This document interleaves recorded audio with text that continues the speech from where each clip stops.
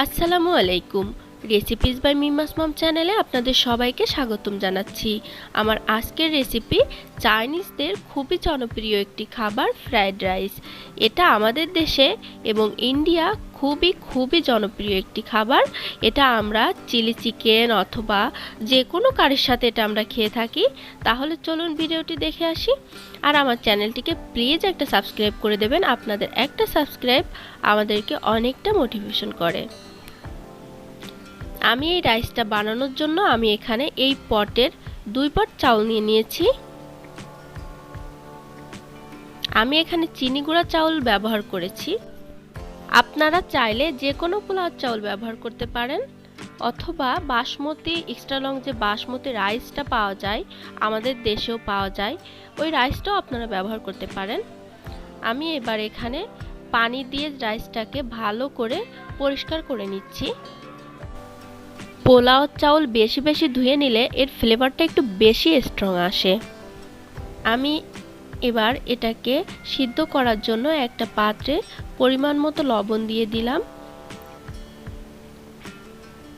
এবং কিছুটা সয়াবিন তেল দিয়ে দিলাম। অবশ্যই ফুটান্ত পানিতে দিবেন। এবার আমি চাউলটাকে সিদ্ধ করার জন্য দিয়ে দিচ্ছি। ভালো করে নেড়ে তেল এবং লবণের সাথে চাউলটাকে মিক্সড করে নিলাম। চাউলটা প্রায় অলমোস্ট ডান। আমি এখানে 80% মতো সিদ্ধ করে নিয়েছি। আমি আপনাদেরকে একটু চেপে দেখাচ্ছি। এই যে দেখুন, এটাকে হাত দিয়ে চাপলে ভাঙছে না এবং একটু নখের চাপ লাগলে এটা কিন্তু ভেঙেই যাচ্ছে। এবার আমি এটাকে একটা স্ট্রেনারে ঝরনি দিয়ে দিব। আমি এখানে একটু ঠান্ডা পানি ব্যবহার করছি, তার কারণ এখানে ফেনা থাকলে এই ফেনার জন্য ভাতটা আর কি দলা হয়ে যাওয়ার সম্ভাবনা থাকে। এজন্য আমি পানি দিয়ে ভাতটাকে আমি ধুয়ে নিচ্ছি।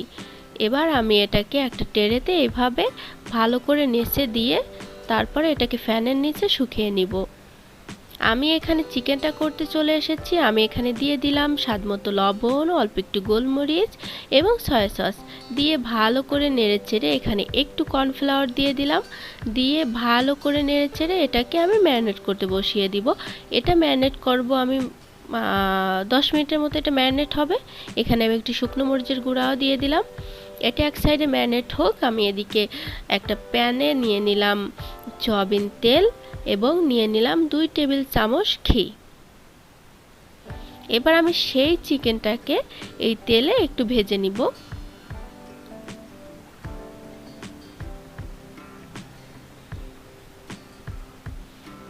আমি নেড়ে চেড়ে ভালো করে এটাকে আমি ভেজে নিব।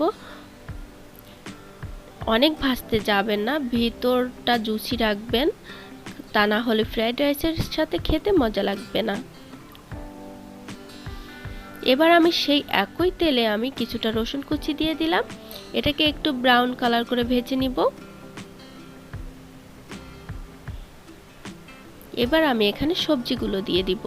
আমি এখানে গাজর কুচি করে নিয়েছি 2টা, আমি এখানে কিছু বরবটি কুচি করে নিয়েছি, পেঁয়াজ কুচি নিয়েছি এবং ক্যাপসিকাম কুচি নিয়েছি। আমি পেঁয়াজ কুচিগুলো দিয়ে দিলাম প্রথমে, দিয়ে আমি রসুনের সাথে ভালো করে এটাকেও একটু হালকা ব্রাউন কালার করে ভেজে নিব। এটা একটু ব্রাউন কালার করে ভেজে নিয়ে তারপর আমি সব সবজিগুলো এটার সাথে মিক্সড করে দিব।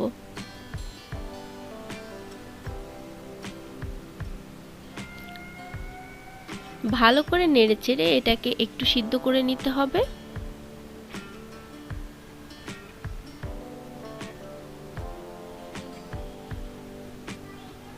আমার সবজিটা সিদ্ধ হয়ে গেছে। আমি এটাকে একটু সাইড করে রেখে এখানে আমি 2টা ডিম ভেঙে দিব।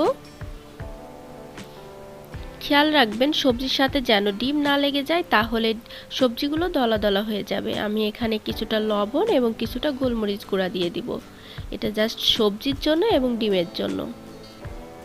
দিয়ে আমি ডিমটাকে নেড়ে চেড়ে ভালো করে কুচি কুচি করে ভেজে নিব।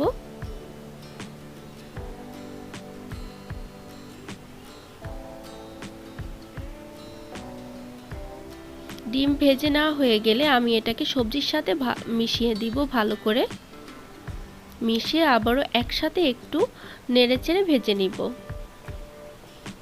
এটা ভাজা হয়ে গেলে আমি এখানে এবার রাইসটা মিশিয়ে নিব। আমি সেই শুকাতে দেওয়া যে রাইসটা আমি এটাকে ফ্যানের নিচে রেখেছিলাম। এবার এটা দিয়ে আমি ভালো করে সবজির সাথে মিশিয়ে ভেজে নিব।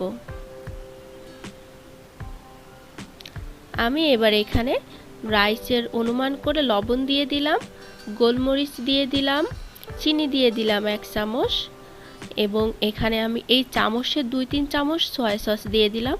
এবার ভাজি করা চিকেনগুলোও দিয়ে দিলাম। এবার আমি ভালো করে নেড়ে চেড়ে এগুলো সব মিশিয়ে নিব। অবশ্যই চুলার আঁচটা হাইটে রাখতে হবে।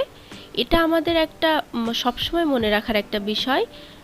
আমরা যে কোনো চাইনিজ রেসিপি রান্না করতে গেলে যেন অবশ্যই চুলার আঁচটা হাইটে থাকে।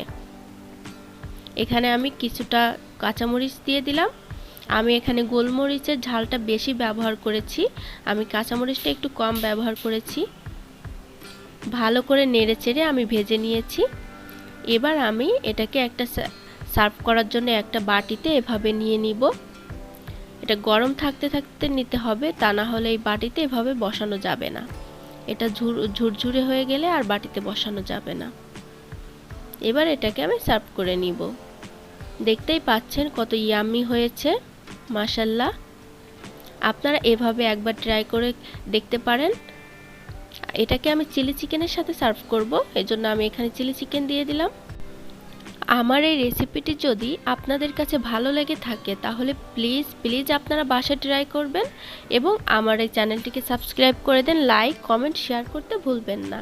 Thanks for watching.